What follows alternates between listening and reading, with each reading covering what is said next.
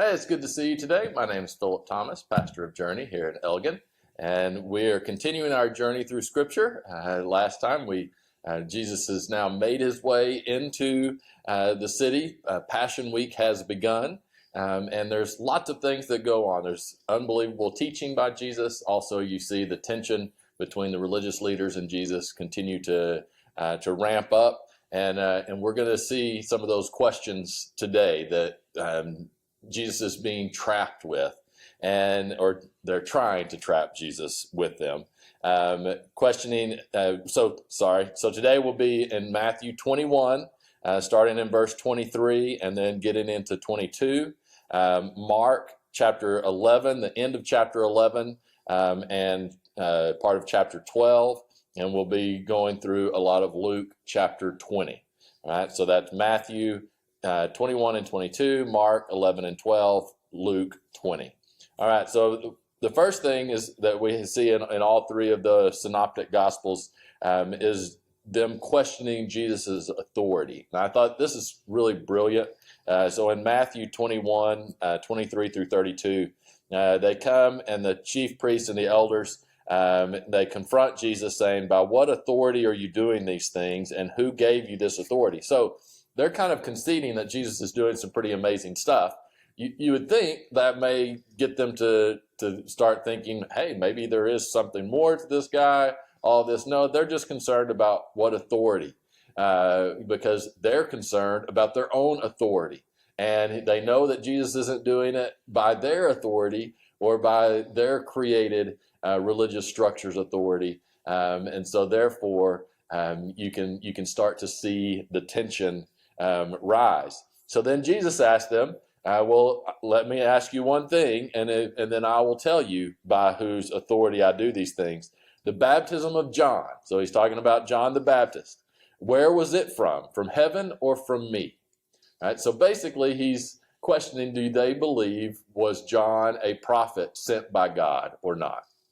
So what John was doing, was that godly or not? And so they start talking amongst themselves, and you can just picture this happening, right? They may even call a sidebar, say, okay, Jesus, give us a few minutes, let's come back after lunch, right? And so they go and they start to discuss, and they say, they actually don't answer the question because they probably didn't believe that what John was doing was godly. So they say, well, if we say it was from heaven, then he will say to us, why did you not believe him?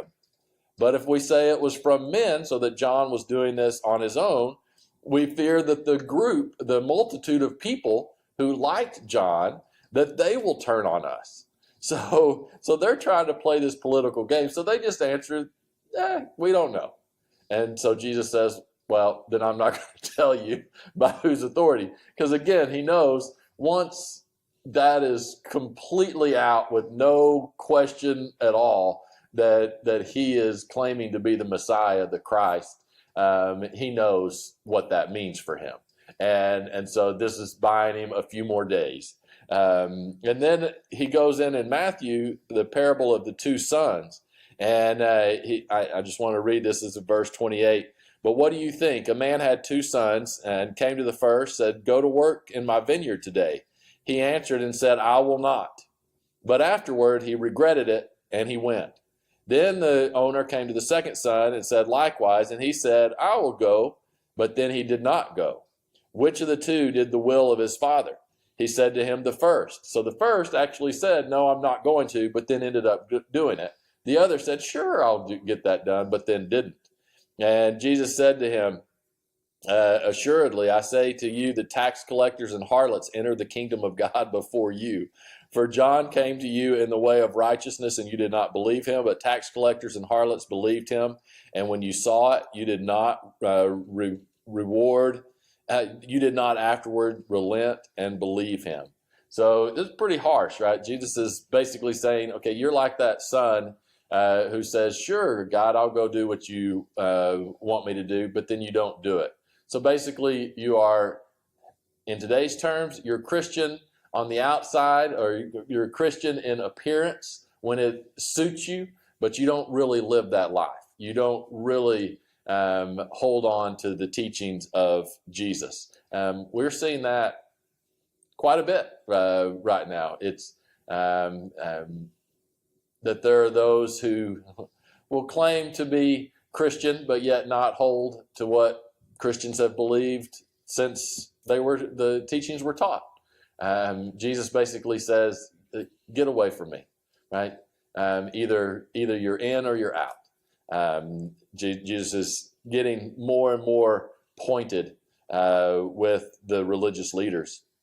Mark 11:27 through 33 also has this challenging Jesus' authority. Luke 21-8 also has them challenging his authority.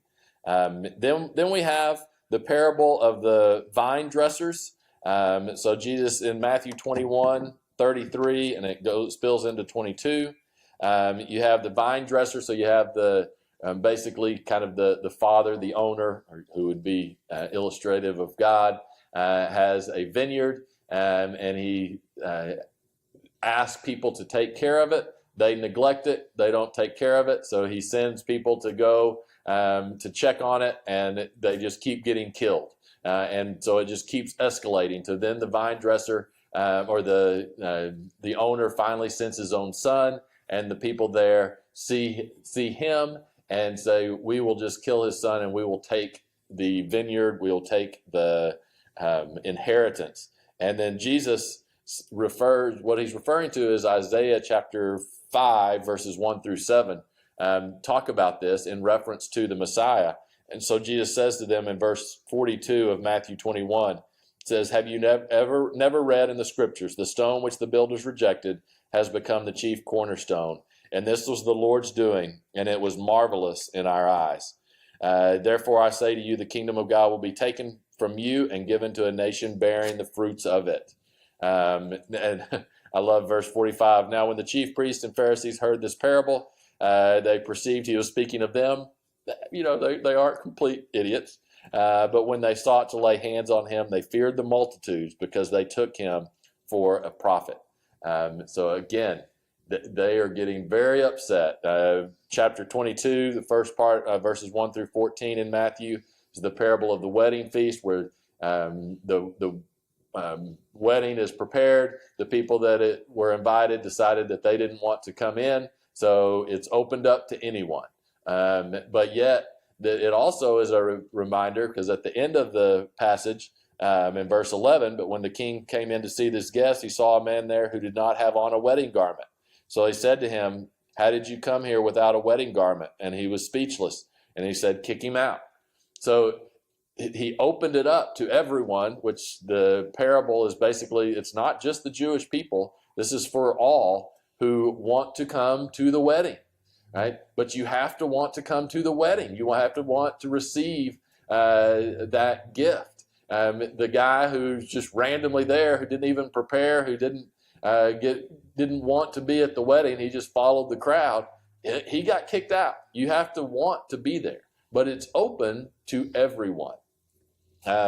Mark 12 also has the parable of the vine dressers. Again, this is clearly a messianic claim that Jesus is, whenever he's referring back to Isaiah, and he is basically saying he is the cornerstone that they are rejecting. Luke 29-19 has the parable of the vine dresser as well. Then we have some questions by the Pharisees and Herodians. The Herodians were very loyal, of course, to Herod and to Rome. And so they try to trick Jesus. It's important whenever we're reading these to try to understand the teaching of Jesus. These are actually the people, the religious leaders are trying to trap Jesus. And they're trying to trick him into getting him to say something that will get him arrested. And so they talk about taxes. It says, the Herodians, verse 16 of Matthew 22, "And they sent him to their disciples with the Herodians, saying, 'Teacher, we know that you are true and teach the way of God in truth.'" Well, no, they're just flattering because they don't believe that he is actually true. nor do you care about anyone, for you do not regard the person of men. Right? So he's basically saying, you stand up for what you believe. You're not swayed by others. You believe what is true. However, they, of course, don't agree with Jesus's truth. Says verse 17 of Matthew 22, tell us therefore, what do you think? Is it lawful to pay taxes to Caesar or not? And so Jesus says, give me a denarius, and it has a picture of Caesar. And he says, render to Caesar things that are Caesar's, to God things that are God. When they heard these words, they marveled, and they left him and went their own way. Right? See, so they really didn't care about the answer. They were just hoping that he would say blatantly, openly, that he is God and not Caesar, which would get the Romans all upset. But Jesus very deftly says, no, you pay your taxes to Rome. But, on that coin, on one side would have been Caesar, but on the other side, many times there was a temple, there was an inscription about kind of divine nature. So Jesus is actually saying, okay, part of this, pay your taxes to Caesar, but God, render those things to God who is God, and that is me. Right? He is acknowledging there is a difference. Mark 12, 13 through 17 has the same encounter. Luke 20, 20 through 26, again, the same, render unto Caesar what is Caesar's. Then we get to Matthew 22, 23 through 33.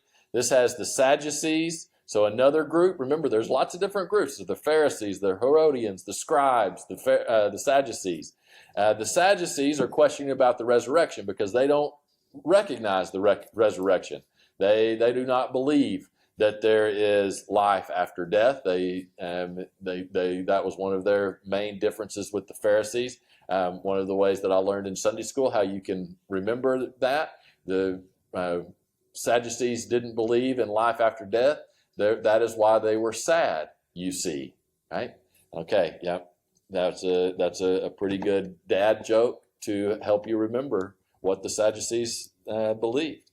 All right, so they come and they say if there is no resurrection, and they give this long list of this person who was married multiple times because their spouse just kept dying and she just kept marrying down, kind of one of those hypothetical questions that probably would never happen. But Jesus answered. It says, you are mistaken. Again, they're trying to get him to deny that there's going to be a resurrection, because look how confusing it would be. Who would this woman be married to? She'd been married to 7 different men. And Jesus answered, you are mistaken, not knowing the scriptures nor the power of God. For in the resurrection, they neither marry nor are given in marriage, but are like the angels of God in heaven. But concerning the resurrection of the dead, you do not read what was spoken to you by God, saying, I am the God of Abraham, the God of Isaac, the God of Jacob. God is not God of the dead, but of the living. So this is interesting. And again, the main point of this is not the marriage aspect. We don't fully know what the resurrection life will look like, life with God for eternity. We don't fully comprehend that. It's going to be something different. To me, the most important is they're saying that they don't know the scriptures nor the power of God. Don't you think God's going to be able to work this out? Yes, God understands this. We do not, because that is a different place and a different time. Right? It is in the future. We're not going to be able to fully comprehend that, but God can, and God will have that worked out. The thing that is the biggest that he refutes, though, is verse 32, when he says, I am God of Abraham, Isaac, and Jacob. That word is in the present tense. He says, I am the God. So what he is saying is that those people are still living, just not on this earth. They are still living. God is still their God. And so he is refuting the idea that there is no resurrection. Mark 12, 18 through 27 has the same encounter. Luke 20, 27 through 40, also has that encounter. And then continuing on into Matthew 22, 34 through 46, you have a scribe. Again, so see, we have all these different groups that are trying to trick Jesus, trying to get him to say something wrong. But you have the scribe who has actually shows a little openness, that it's not just here to manipulate. So the scribe comes and asks the question, saying, "Teacher, which is the greatest commandment in the law?" And verse 37 of Matthew 22, Jesus said, "You shall love the Lord your God with all your heart, soul, and your mind." Now, this is like the Shema in Deuteronomy chapter 6. This is the first and the greatest commandment, and the second is like it. You shall love your neighbor as yourself. On these two commandments hang all the law and the prophets. And then he also refers to David. In verse 41, while the Pharisees were gathered together, Jesus asked them, "What do you think about the Christ? Whose son is he?" He said, "How does Then he said to them, the son of David?" He said to them, they answered, "The son of David." Said, "How then does David in the Spirit call him Lord? Saying, the Lord said to my Lord, sit at my right hand till I make your enemies your footstool. If David then calls him Lord, how is he his son?" And no one was able to answer him a word, nor from that day did anyone dare question him anymore. Right there, again, Jesus is showing them that he knows more than they do. They are not going to be able to trick him into making a mistake. So then we see that in Mark chapter 12 as well, and then talking about the son of David, because again, they viewed the Messiah as going to be like a legitimate heir of David, like a son of David who would rise to become a king like David. And that is not who it was. The son of David, when used to refer to the Messiah, what Jesus is saying, no, remember David, he said it was his Lord. That means it's God. The son of David is actually going to be God present, and that he is going to be the Messiah. He is going to be the King of Kings, the Lord of Lords, and it's going to be different than you expect. All right, so we're going to do Matthew 23, Luke, the rest of Luke 20 and 21, Matthew 23 and 24. We'll do both Matthew 23 and 24, Mark 12 and 13, and Luke 21. All right, and I think that will probably, we may end up doing, go ahead and read Matthew 25, so 23, 24, and 25, Mark, the rest of 11, 12, and 13, and then Luke 21. All right, we will see you on